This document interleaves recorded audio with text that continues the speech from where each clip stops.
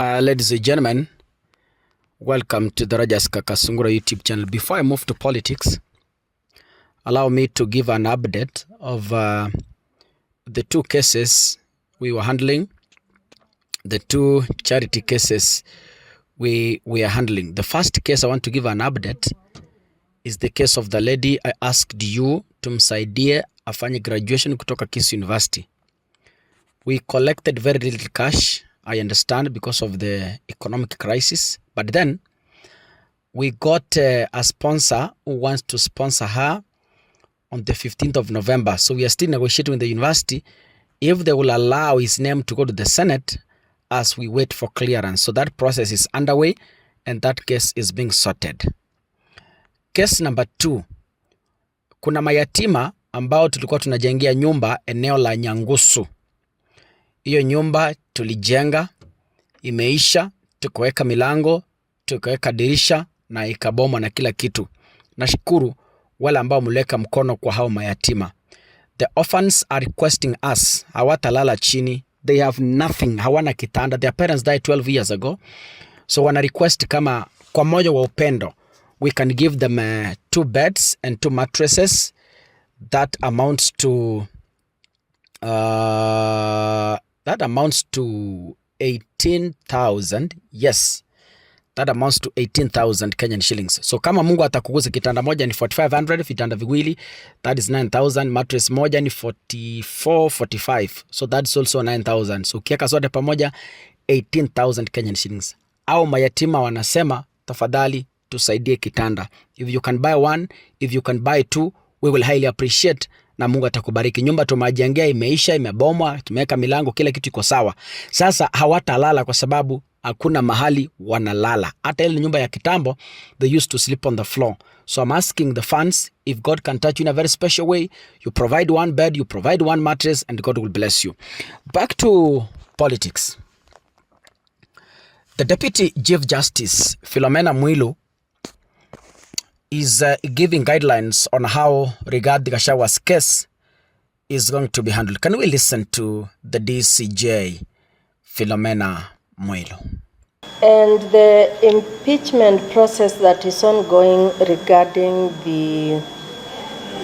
our deputy president is not unique. It's an application of the Constitution. It's not something that has been plucked from the air. It has a constitutional process to follow. And therefore, to that extent, it is a constitutional process. If it comes back to the courts, it's been in the courts, the number of 20 whatever applications and cases. If it comes to court after Senate, whatever it is that happens, we don't know. We cannot anticipate the outcome of the Senate process. If it comes here, it's a case like the next case. It will be handled by we who sit in the judiciary in the manner the Constitution has authorized us to do, in the manner the law has authorized us to do. We can't go outside the Constitution. We can't go outside. Ladies and gentlemen, Philomena Mwilu says, hawatasema hii. Gachagua's case is a political process, but they won't tell you this.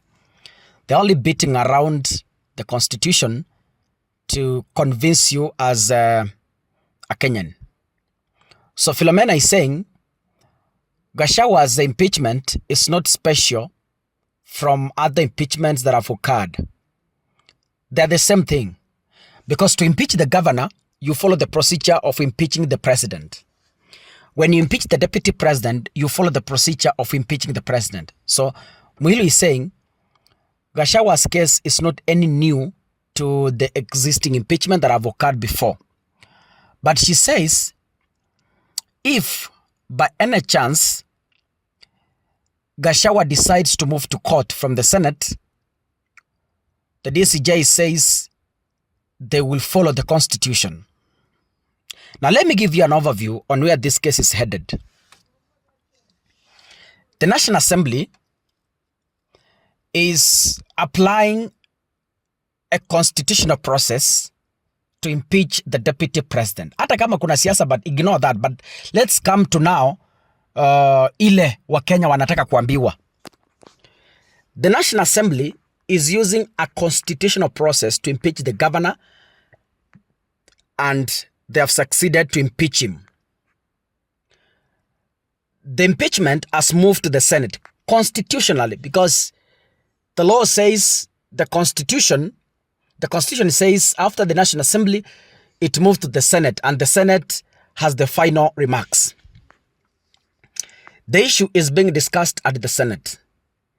If the Senate makes a determination of impeaching the deputy president, they are also applying a constitutional process. Now listen, the National Assembly has impeached the deputy president using a constitutional process. The Senate will impeach Rigathi Gachagua using a constitutional process. Now, away from that also, remember, Gachagua made some appeals.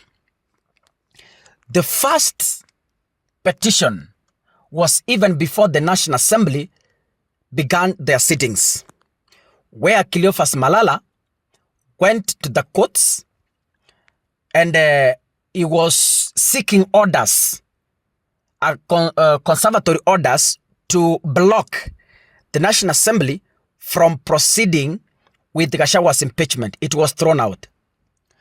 Since then, several petitions have been, constitutional petitions have been filed. And all of them have been, not even one has been listened to. They listen, it's thrown out. The High Court throws it out. The senior counsel leading Gachagua's legal team, that is Paul Mwite, from the High Court, he sought guidance to suggest the Chief Justice Martha Koome to appoint a 3-bench judge to listen to the petitions so that they get consolidated, the judges sit and listen. They were consolidated, the judges sat, they listened to the petition, and they said the courts have no powers to block the Senate from proceeding with a constitutional process. So back to Philomena Mwilu. Philomena says, if the petition comes to us, if at all it comes to us, we as the judges and we as the Supreme Court, we are going to deal with it constitutionally. So, are you reading malice in this response? And why is Philomena Mwilu speaking at this time? I want to remind you, remember, the National Assembly has urgently scheduled an urgent sitting tomorrow in the National Assembly. Have you asked yourself why? Have you asked yourself the reason why? So before even Rigathi moves to court, mutapata a new deputy president. That is my feeling. It's the same, that is what will happen. But from the look of things, that is my feeling. Even before Rigathi moves to the Supreme Court, mutapata, there's a new deputy president, and maybe Rigathi's lawyers will go to court to seek orders to block the swearing in of the new deputy president. That is when, that's what they'll do. But then I want to tell you, ladies and gentlemen, that from the look of things, and as I've been telling you, before Ruto begins an issue, he has already seen its end. Before Ruto aanze kitu kama hii, ameona vile inaisha. So mambo ya assembly, mambo ya senate, mambo ya court, all these things have been decided, and Gachagua is truly going home. God bless you, ladies and gentlemen. See you in the next video. Asanteni sana.